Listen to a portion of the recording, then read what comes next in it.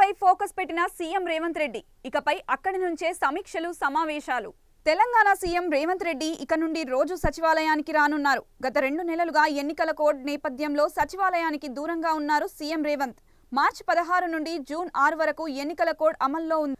దీంతో సీఎం పరిపాలనాపరమైన అంశాలకు దూరంగా ఉన్నారు. సమీక్షలు సమావేశాలు నిర్వహించడానికి అధికారులను కలవడానికి అనుమతి లేకపోవడంతో సీఎం తన నివాసం జూబ్లీహిల్స్ నుండే కార్యక్రమాలు నిర్వహించారు.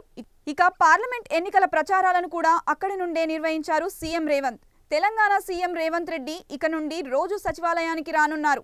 గత 2 నెలలుగా ఎన్నికల కోడ్ నేపథ్యంలో సచివాలయానికి దూరంగా ఉన్నారు సీఎం రేవంత్.